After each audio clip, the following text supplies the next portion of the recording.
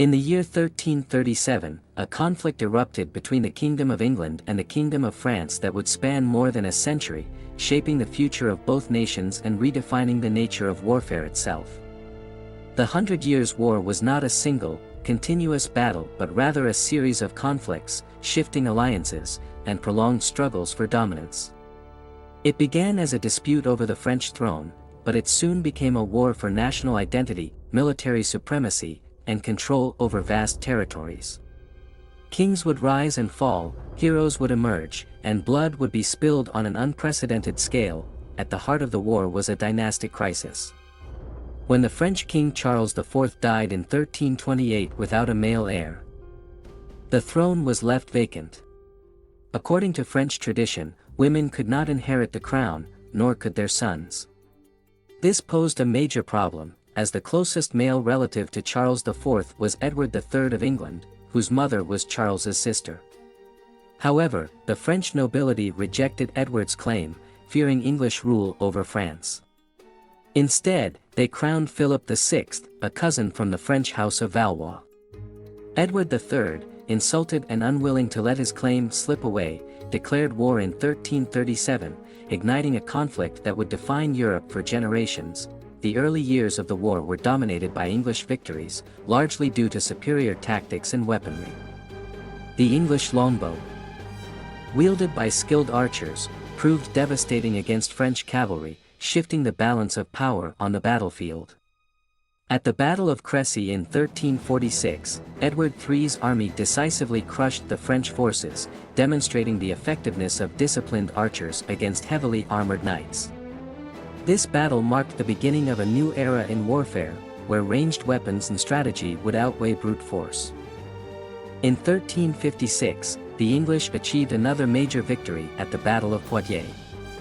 Led by Edward, the Black Prince, the English forces once again utilized their longbowmen to devastating effect.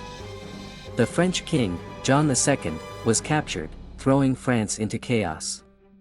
The Treaty of Bretigny in 1360 temporarily halted the war, with England gaining substantial territories in France. However, this peace would not last. As the war continued, internal struggles plagued both nations. In France, peasant revolts and political infighting weakened the kingdom. In England, economic troubles and unrest created instability. The conflict would rage on for decades, with neither side able to secure a decisive victory. The war was not only fought on the battlefield but also through diplomacy, espionage, and shifting alliances. The war entered a new phase in the early 15th century with the rise of Henry V of England. A brilliant military leader, Henry sought to reclaim English dominance over France. In 1415, he led his outnumbered army to a stunning victory at the Battle of Agincourt. Despite being exhausted and vastly outnumbered, the English forces, once again relying on the power of the longbow, decimated the French nobility. Thousands of French knights were killed, and Henry's triumph cemented his reputation as one of England's greatest kings. Following Agincourt, the Treaty of Troyes in 1420 seemed to bring the war to an English-dominated conclusion. The treaty recognized Henry V as the heir to the French throne, effectively disinheriting the Dauphin Charles, the rightful successor. However, fate had other plans. Henry V died unexpectedly in 1422, leaving behind an infant son. The French, unwilling to accept English rule, rallied around Charles VII, who would ultimately change the course of history. France's fortunes in the war shifted dramatically with the emergence of an unlikely savior, Joan of Arc. A peasant girl from Domremy, Joan claimed to have received divine visions instructing her to lead France to victory. In 1429, she convinced Charles VII to allow her to join the fight. At the Siege of Orleans, Joan's leadership and presence revitalized the demoralized French forces. Against all odds, the French army broke the siege, marking the beginning of a remarkable turnaround.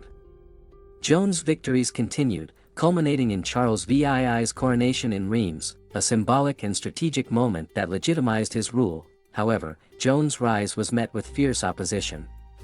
In 1430, she was captured by the Burgundians, allies of the English, and handed over to their enemies. She was put on trial for heresy, a politically motivated accusation meant to discredit her and the French cause.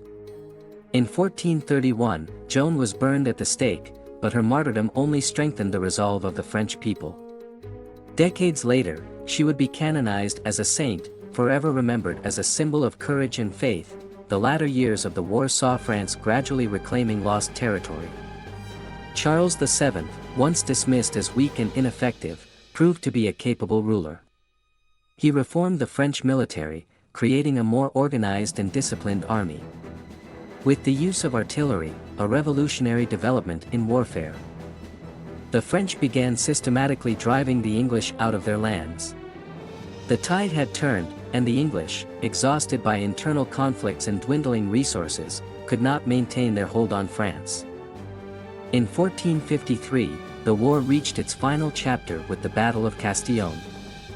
French forces, equipped with superior artillery, crushed the remaining English presence in France.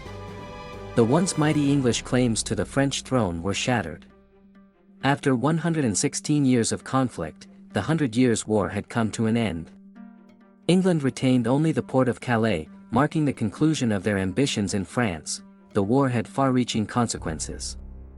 It transformed medieval warfare, signaling the decline of heavily armored knights and the rise of professional armies and gunpowder weaponry. It also played a critical role in shaping national identities. The conflict strengthened the sense of French unity, solidifying France as a centralized kingdom. Meanwhile, in England, the war's end led to internal struggles, culminating in the Wars of the Roses, a bloody civil conflict over the English crown. The Hundred Years' War was more than just a prolonged struggle between two kingdoms, it was a defining era that reshaped Europe. It saw the rise of legendary figures, the evolution of military tactics, and the birth of national consciousness. The scars of the war remained, but from its ashes, both France and England emerged as stronger, more modern states. The echoes of the conflict can still be felt today, in the very fabric of European history, reminding the world of an age where kings waged war for thrones, but where nations were truly forged in battle.